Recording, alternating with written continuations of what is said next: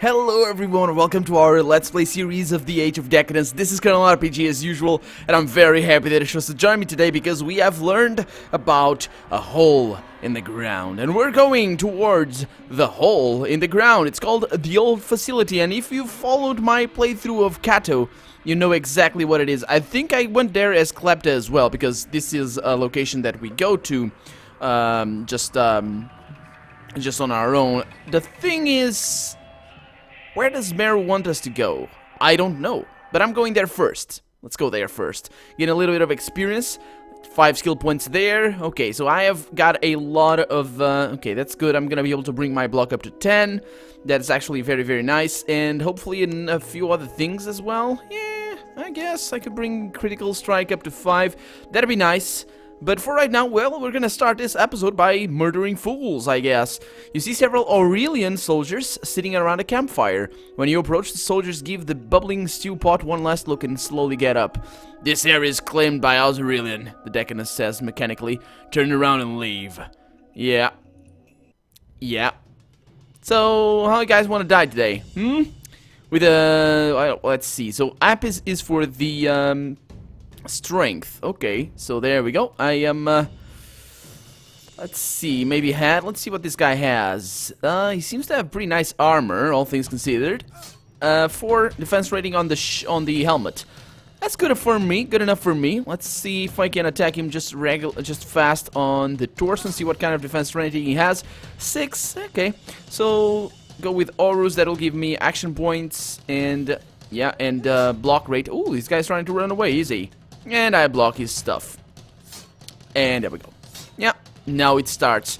Now it starts. Okay, so again, I'm gonna go with that strategy. Switching modes in between turns. Hopefully I hit him again and again. Oh, his helmet is... Oh, no, he's dodging. Nice. Nice for him. Not for me, though. But it's fine. It's all good.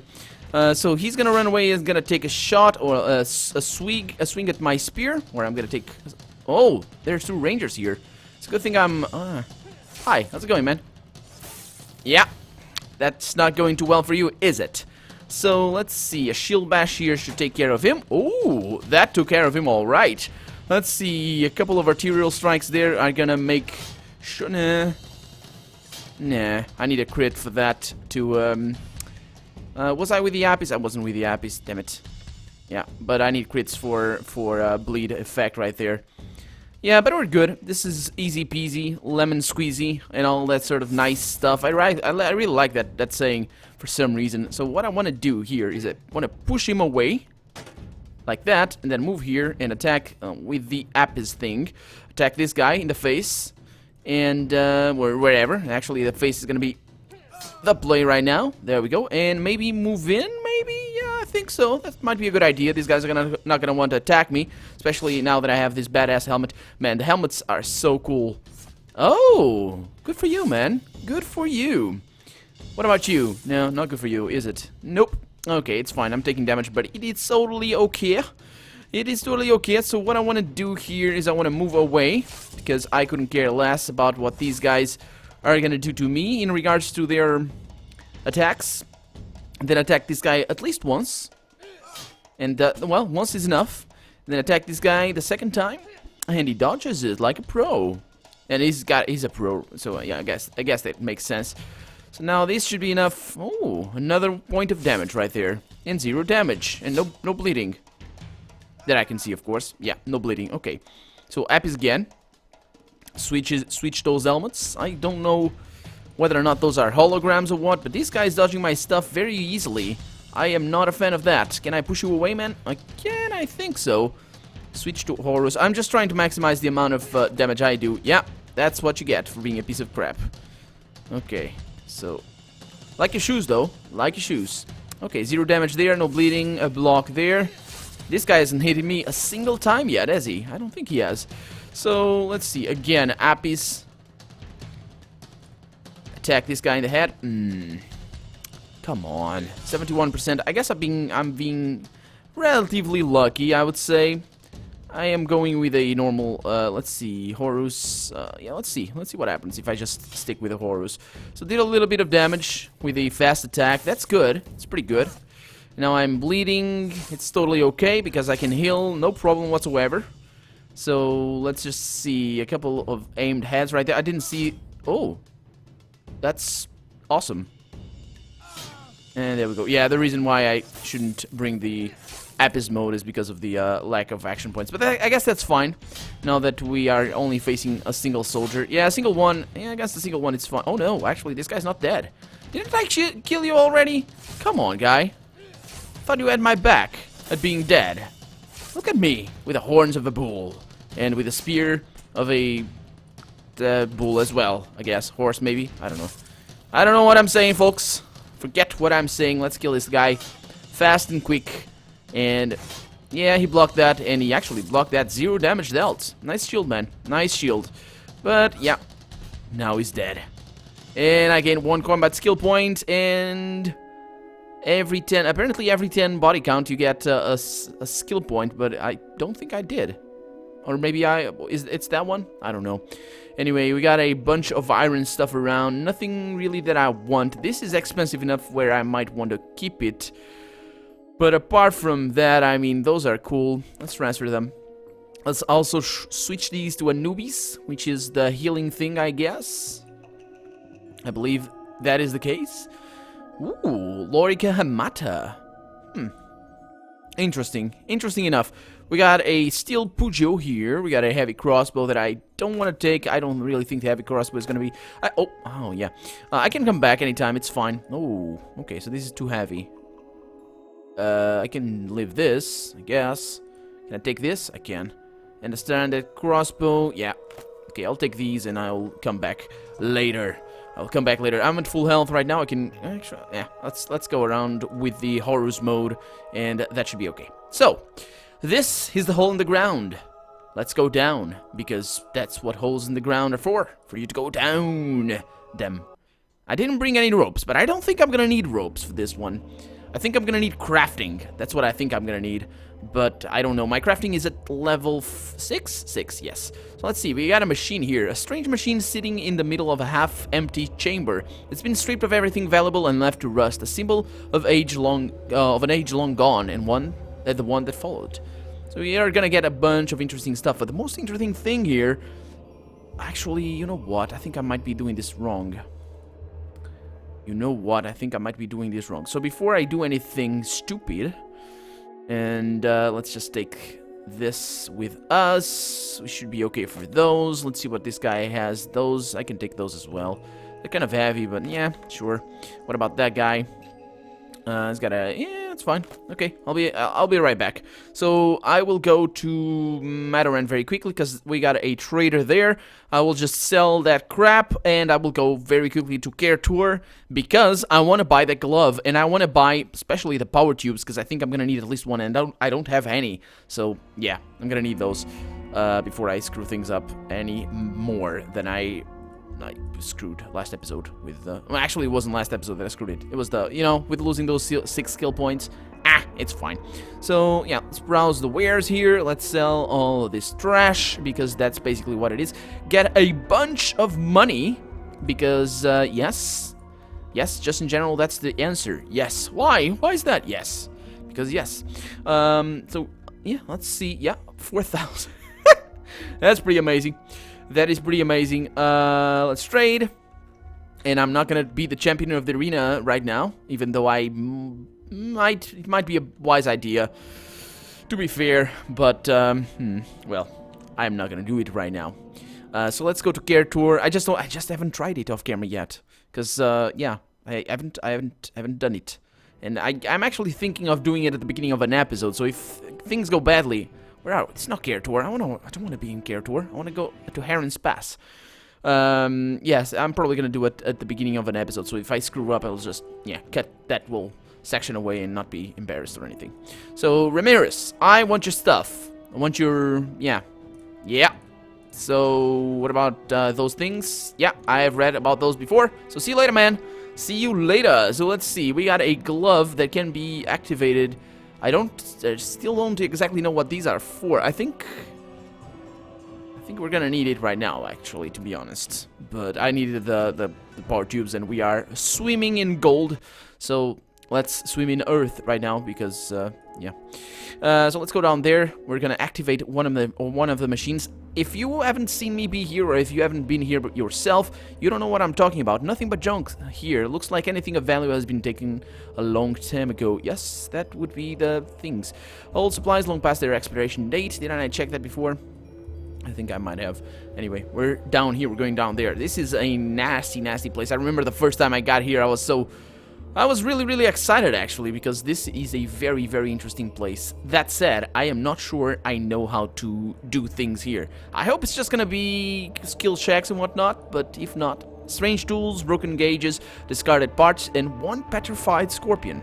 And pipes here. Old pipes that haven't seen any action in centuries. Giggity. They are covered with rust and black residue. Yeah. What about this one? 2 barrels containing foul-smelling, dark, viscous liquid, which is probably petrol. Is it petrol or is it crude? I guess probably crude, the word. So we got... Oh, actually, killing those guys upstairs was fine. Something about this valve catches your eye. Removing the valve cap, you find a secret stash containing several power tubes! Unfortunately, only one of them has any charge left. Oh, boy. I didn't see this before. Did I miss it? Because I don't think I was using the tab key. Oh, yeah, that's just, yeah, several power tubes. For a moment there, I got scared. Because, did I buy that for nothing? Well, yeah, anyway, I can sell one of them later, or maybe I'm gonna need 2, I don't know. There's a few artifacts that are... Wait a minute. Oh. Oh, I need to interact with it, okay. I thought I only had one. For a moment there, I thought I only had one. Anyway. Let's open the door. You're standing in front of a massive bronze door decorated with awe-inspiring winged lions that have seen better days. The only items of interest are an unusually large keyhole and a barely visible symbol.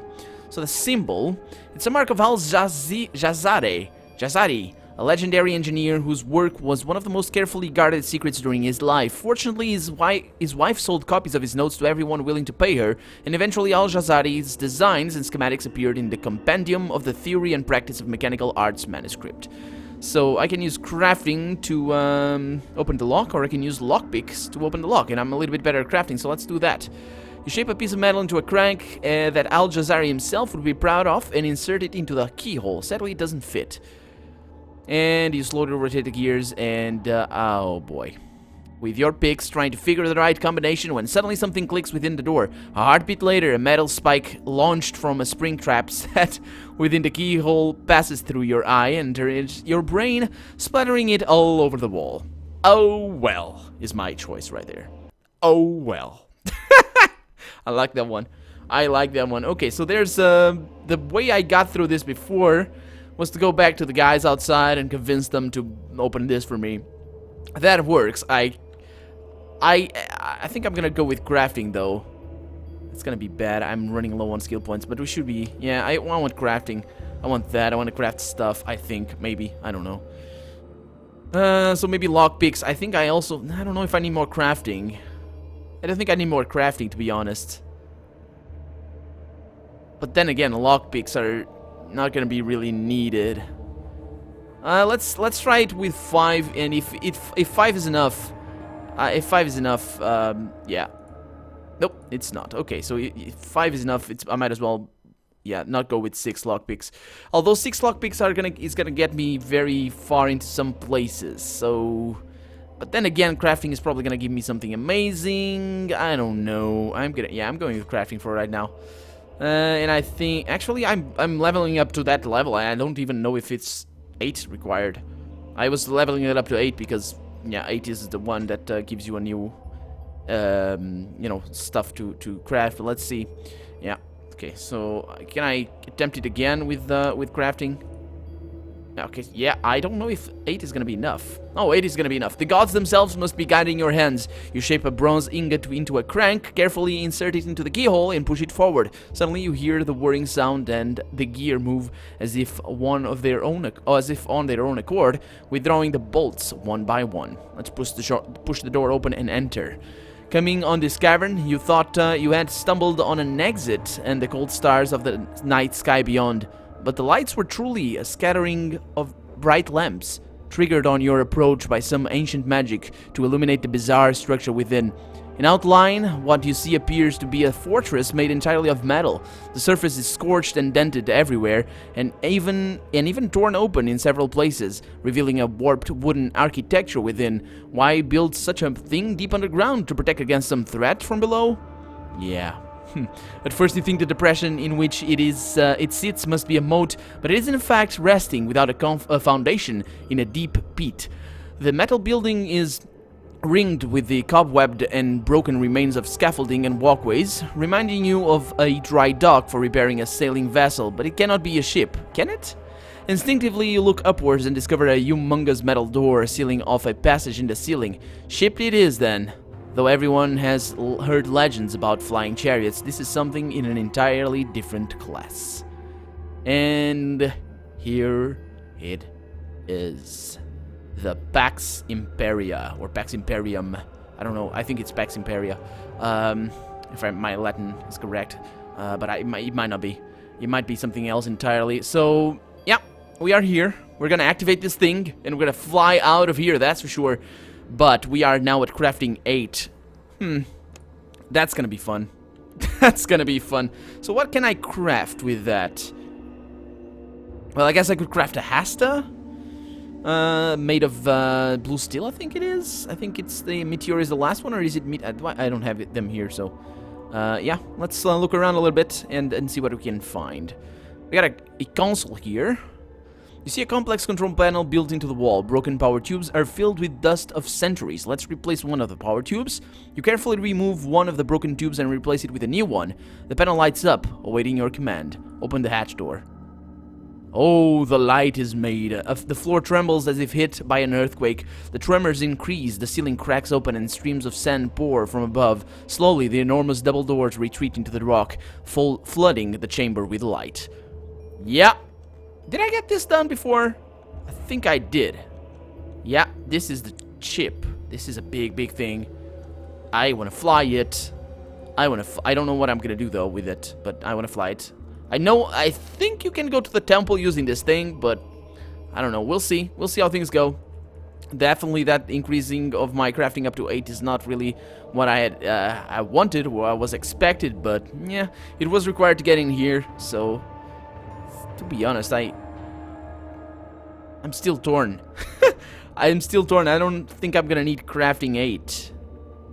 But I might for using of some things around. Yeah, crafting and lore is gonna be amazing. So I'm not gonna go with lockpicking. Yeah, I think that's gonna be best. I hope. Anyway, I might be doing a mistake there, but there it is. There it is, folks. I'm going with 8 crafting, probably not 10, because reasons. The inner workings of the ship, strange machines and pipes running under wooden walkways, everything laid bare to provide fast and easy access to repair damage and replace parts. Yes, yes, yes. And there are some really, really cool accounts of stuff in here. So let's see. We got a control mechanism, a strange control system, damaged beyond recovery. Don't you worry, we're gonna find a way. I hope. Well, let me check my saves right now. I got the a couple of autosaves. We're all good. So as long as the game doesn't autosave as I switch between floors, we should be totally fine. In here, didn't I get a perception check the first time I got in here or something? No, I don't think I did. Anyway, let's go upstairs. So, by the way, I don't need the Apis anymore. I need the Horus, yes, just in case we fight. But we are not gonna fight. There's a bunch of stuff around, like, for example, these ballistas. It looks like a ballista armed with a bronze bolt as thick as your arm. The bolt is perfectly machined, as smooth as the surface of still water, except for a single row of magical characters engraved along the shaft. Yes. I think there's other stuff around, though. I don't know if these things operated with steam. I kind of find it interesting that something made of steel would fly. I mean, look at the thickness of this armor. This is not... Yeah, it would never fly. What kind of machine? Especially not with these. I mean, these are probably propulsion, but what would make them fly? I wonder. I really do. I don't know. I have no idea. But anyway, let's go upstairs. We got places to be. Can I go downstairs? Not downstairs. I want to go upstairs. There we go. No, I went downstairs. Damn it. Upstairs. I want to go upstairs. Thank you. So can I click go upstairs again? I can. Oh, there we are. Got another ballista here. So, oh. Oh, yeah, it's the same description as before. We got another one over there, but that's not what we're looking for. What we're looking for... Why? Oh, that's long there. What we're looking for is this. This box here. That has a very interesting text. The box contains what used to be the personal effects. What used to be personal effects. The only object of interest is a tightly rolled old scroll. The ink has faded a long time ago, but you can still read it. I promised myself I would write this down one day, and today, with the aid of a bottle of fortified wine, is that day. I called myself a strong man before, even a brave man, and not because I'm a braggart, but...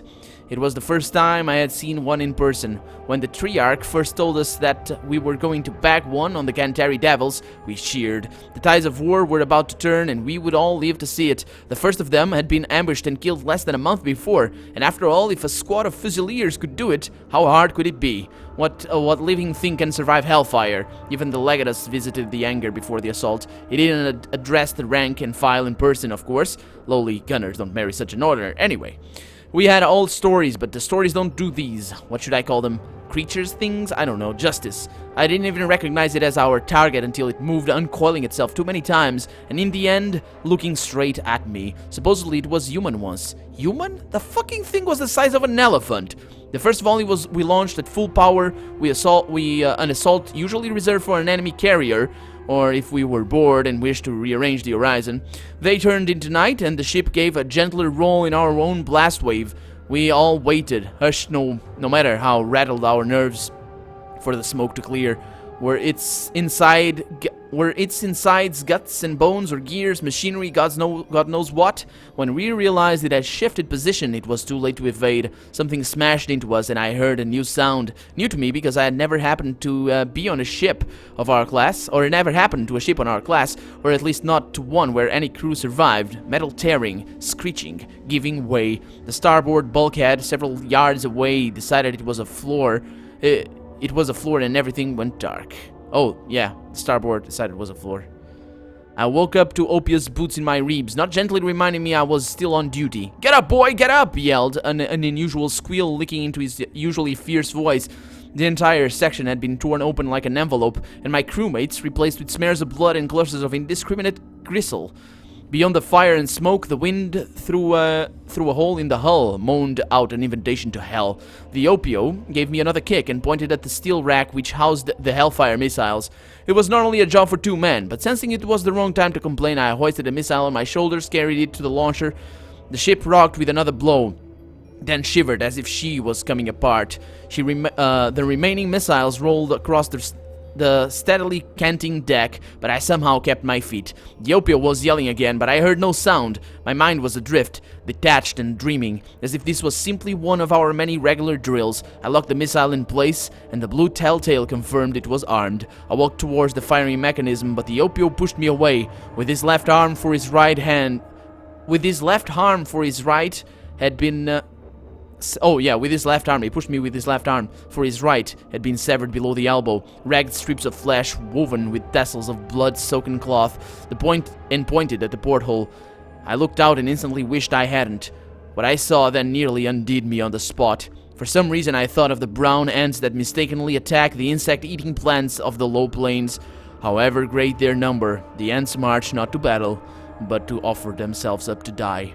The Opio was gesturing wildly, frustrated at my stupor. Afterwards, when I had the luxury to do so, I would marvel at his focus, his stubborn narrow-mindedness. The bastard was bleeding to death, yet acted as if one more shot would win the battle. I forced myself to launch the console, gave him the sign, and he fired. He was pointing to the remaining missiles, but I was tracking our first shot, watching its multicolored explosion. The tiny features taking flight, as if fleeing the battle by the only open route. The tiny figures, I mean, the missiles, I guess. The thing squatted there still, unmoving, unfazed, but when it began to uncoil again, the head slumped and swayed like a drunken python, and blood, thick and black as rock oil, poured in gouts from its maw. Hope blossomed inside me like the beautiful burst of a hellfire explosion. Full of renewed purpose, I dashed for another missile, loaded it with shaking hands, checked the gauges again, and gave the Opie the signal to fire at will. He was deathly pale now, and after putting his weight against the lever this time, he tumbled to the deck. I knew he wouldn't rise again. The missile roared towards the target, another direct hit, and the monster was engulfed in the fires of the underworld. I would not see the results of the finishing blow, for that playful bulkhead called to me again, and I returned to blackened consciousness. My account is done, and my wine? A coincidence I will take as good omen. And finally my hands have stopped shaking. That is the most amazing text I have read in this game. I really enjoyed that passage right there. It's so amazing. It's just so out of this world. It's just so cool. It's just so cool. So well written, that one. I love that one to bits. I think I've read it all the time, and only this time I've done a little bit better justice, because, you know, I hope you guys have enjoyed that a little bit. But that is a really cool tale. A cool tale. I love that bit. I absolutely love it. Anyway, we got a machine to work. I don't know how that got here. I don't think it was this thing that got bitten. The Opio was the guy that had... Anyway, I don't really know. Oh, spiffy. Is this a computer? A computer? Am I gonna need Lord 10 to operate it? I guess I can come back when I have Lord 10. Let's read the captain's logs. That is also a nice read. We commenced to assault heavy fire at enemy from all of our ballistae with both regular spear and hellfire, and later of which proved greatly effective, so that in less than 15 minutes from the time we engaged our enemy, their ship was very much injured, heaving and yawing in plain distress. At this time, damage taken by the Pax Imperium, which is the name of this ship, was minor, and gave us an opportunity of pouring in upon their vessel several hellfires, which made great havoc amongst the enemy crew, and wreaked grievous injury to her hull and engines. It seems that the crumbling pages are what's left of the captain's logs. Let's keep reading. Enclosed, I have the honor to forward you a list of killed and wounded of the Pax Imperium, and also the list of casualties aboard the enemy vessel, as well as the list of surviving crew and a copy of her quarter bill, and finally a report of our own damage received during the action. And found aboard her the most unquestionable evidence. Obliged, therefore, to investigate the matter, I have set the engines to full speed. Upon sighting our quarry, I made a decision to land Pax Imperium in the midst of the enemy's forces and project shields, allowing our troops to disembark and engage the enemy infantry. I wish to convey to you the bravery of the officers and crew under my command during the recent action. I assure you that so well directed and so restless was the fire of Pax Imperium that in less than 3 hours the accursed one sustained grave injuries, compelling. I think this guy might have been the guy at the bottom of the abyss. If they say the name, accursed one, somebody can get this reference. I need to check with the name and check with the previous things, but the cursed one, it might mean the name of the guy, and somehow it might connect, but I don't know. Compelling the remainder of the Gantari force to disengage and flee. You will no doubt hear from many quarters of the bravery and exemplary conduct of those engaged in this conflict, and I must again state that these accounts are in no way exaggerated. To haul off and repair our damage and return again to the action, not knowing whether the enemy had survived or not. The rest is indecipherable. There's a bunch of missing texts there, but that's also pretty interesting. Not as interesting as the other one, mind you, but yeah, that one is pretty interesting. So let's use this console and see what we can do here. You're standing in front of the ship's control system. Levers, tumblers, gauges, crystal semispheres. Excuse the hiccup. And a dozen small holes in a circular pattern. You don't need to be a lore master to figure out that you need to insert something there. A missing part? Yeah, I have the jellyfish artifact right here. You carefully insert the jellyfish artifact into the slot, a low humming sound begins nearby, and a row of dim lights appear on the consoles. You give a start as several flickering ghost-like images leap up from the consoles. One by one, the bluish light of the figures turns red. The ship's hulls and systems are badly damaged. The weapons array is unsalvageable, but with a little luck and hard work you might get her up in the air one last time. Yeah, one last time? Oh, this is... okay. Use the prayer to air elemental mantras to take the ship up in the air. Let's do that. You don't seem to have this particular mantra in your collection of oddities. Well, search your memory after all. Are you not the wisest of men? Nope, nothing. Want to wing it? As the old saying goes, if you can ride a horse, you can pilot an ancient flying battleship or something. Following your intuition, you pull some levers and the ship... That's probably an intelligence check or something. You pull some levers and the ship slowly, very, very slowly rises up in the air. The noise is getting louder and the flickering red spreads at an alarming speed. Still, it's too late to turn back, so you push the levers forward and the ship follows your command. So I can take her to wherever I want. Why would I want to take her to Mataran? Let's take her to Mataran and see what happens. I saved the game before that, but... Proving... This is so badass. Proving that man wasn't meant to fly. The ship crashes less than 10 minutes after takeoff. Oh, okay. First one of the engines overhits, conjuring mysterious red symbols over the consoles. The symbols dance and multiply, daring you to do something about it. Ever a man of action, you start pulling random levers in the most decisive manner. Oddly enough, this heroic display of taking charge and stepping up to the plate fails to satisfy the gods. You hear a deep rumbling sound warning you that nothing good is coming your way. The ship shakes a few times as if coming apart, then takes a dive and hits the ground hard, throwing you against the wall. I leave the ship. I can't believe it. I mean, you, and then the ship, and the fire. Do you have any idea what that was all about? Who am I talking to right now? What I... Yeah, by gods, man, I almost died here. Didn't you see the crash?